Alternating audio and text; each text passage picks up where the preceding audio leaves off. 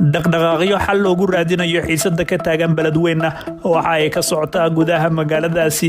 dhinaca kalena Generaal Xuud ayaa shaaciyay inay qabsadeen magaalada beledweyne isla markaasna dhisi doonaan maamul la yiraahdo Hiiraan State.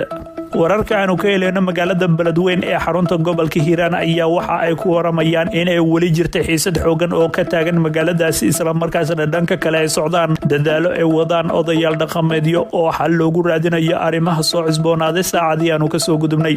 odayaasha dhaqanka magaalada beledweyne oo ay weeliyaan qaar ka mid ah siyaasiyiinta gobolka Hiiraan ayaa saacadii ugu dambeeyay siyaabooyin kala duwan kulamo ula yeeshay mas'uuliyiinta gobolka Hiiraan iyo xubnaha ay horkacayaan Generaal Xuud iyo Nuur Dheere kuwaas oo saraakiil hogaaminaysa ciidamo la magac baxay badbaadada gobolka Hiiraan kuna sugan qayb ka mid ah magaalada beledweyne.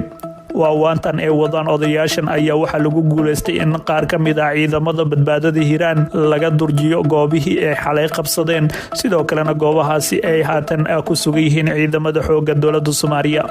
dadaaladii xalay bilowda ayaana lagu guuleystay in gudoomiyaha gobolka Hiiraan Cali Jeete uu si nabad ah ku soo galo magaalada beledweyne kadib markii ay ku adkaatay oo ay uga soo hormareen xaafado ka mid ah magaaladaasi ciidamada ay kala hogaaminayaan Nuur Dheere iyo sidoo kale Generaal Xuud. inkastoo aan la ogeyn in wada hadaladan lagu guuleysan doono ayaa haddana dhanka kale Generaal Abuukar Xaaji Warsame Xuud oo ka soo horjeeda maamulka Hiirshabelle waxa uu faahfaahin ka bixiyay dagaal ay ciidankiisa shalay la galeen maamulka gobolka Hiiraan kaas oo uu guula ka sheegtay. Generaal Xuud oo wareysi gaar ah bixinaya ayaa beeniyay inuu bilaabay dagaalka wuxuuna sheegay in dagaalkii shalay ka dhacay deegaanka Qowlad oo qiyaastii 12 kiiloomitir waqooyi uga beegan xarunta gobolka Hiiraan ee beledweyne uu ahaa mid lagu soo qaaday fariisimahooda. waxa uu sheegay in hadda uu si buuxda gacanta ugu hayo maamulka magaalada beledweyne ee xarunta gobolka Hiiraan isla markaasna ciidankiisa ay joogaan inta badan xaafadaha magaalada. waxaan hadda joognaa beledweyne dhammaan xaafadaha ciidankeena ayaa haysta waxaan ka jawaabeynaa weerarkii shalay nagula soo qaaday waxaana dhisaynaa maamul Hiiraan State. Hiirshabelle kama sii shaqeyn doonto gobolka Hiiraan ayuu yiri Generaal Xuud.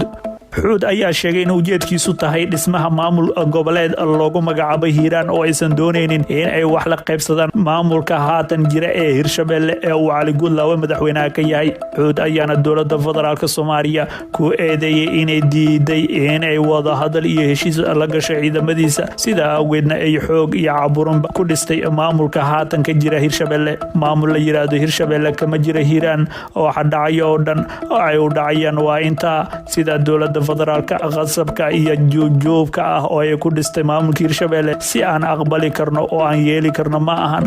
annaga Hiiraan baan la yiraahdaa gobolkan waa goboladii kale ka haray xaqdara intaasi la eg oo nagula sameeyay ayaan ka dhidhinay oo aan diidanahay ayuuna hadalkiisa sii raaciyay Generaal Xuud.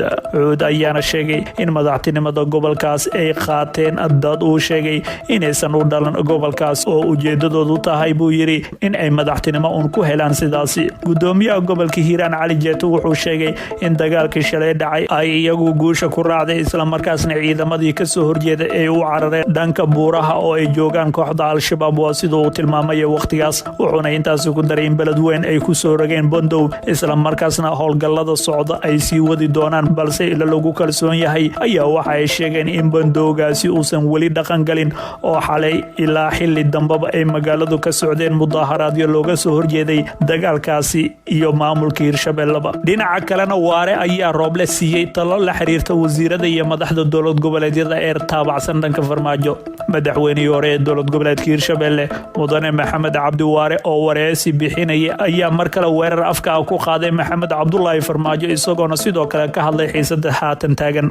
Waare ayaa ku eedeeyay madaxweyne Maxamed Cabdullaahi Farmaajo in sidii uu rabo uu ka yeelanayo dastuurka kuna tumanayo shuruucda dalka. dastuurku wuu cad yahay madaxweynaha ilaa iyo inta madaxweyne kale laga dooranayo xafiiska ayuu sii joogayaa meel ay dastuurka uga taalo ma jirto. haddii xitaa lagu doodi lahaa baarlamaanka ayaa ansixiyay ma jirto. qof waliba rabitaankiisii ayuu wax u fasirtay ayuu yiri. sidoo kale wuxuu intaasi ku daray in Farmaajo xeeladiisii dagaal ay tahay mid khatara isla markaasna qofka mas'uulka ah ku karaama tirayo dadkiisa waa sidoo hadalka u dhigay. farmaajo waxa uu yaqaanaa dagaal qofka dadkiisa lagu hor karaamatirayo. Waxa uu biyaha iyo korontadaba ka goostay gudoomiyihii hore ee baarlamaanka Jawaari. Waxa uu lug ku qasbay ra'iisul wasaaraha xukuumadda Soomaaliya Farmaajo in uu villada ka baxo iyo in uu ku jiro wax macna ma lahan, ayuu markale yiri madaxweynihii hore ee dowlad goboleedka Hirshabelle. Waare oo hadalkiisa sii wata ayaana fariin u diray ra'iisul wasaare Roble, wuxuuna uga digay inuu mar kale gacanta u gelin talada, sidoo kalena uu aqbalo wada hadalada ee garwadeenka ka yihiin xubnaha ku dhadhow Farmaajo. Waxaan leeyahay ra'iisul wasaare, talada gacantaada ha ku jirto, mar kale ha iska saarin wasiirada iyo madaxda dowlad goboleedyada u dhadhow madaxweynaha. Wada hadal lama dhaho, waa hoosaasin, waana tii badda ku gelisay tookadii hore, ayuu hadalkiisa sii raaciyay. Soomaaliya ayaa waxa weli ka taagan xiisad xoogan oo ka dhalatay doorashooyinka, taas oo ka sii dartay markii uu sii laba kacleeyay khilaafka u dhaxeeya Farmaajo iyo Roble.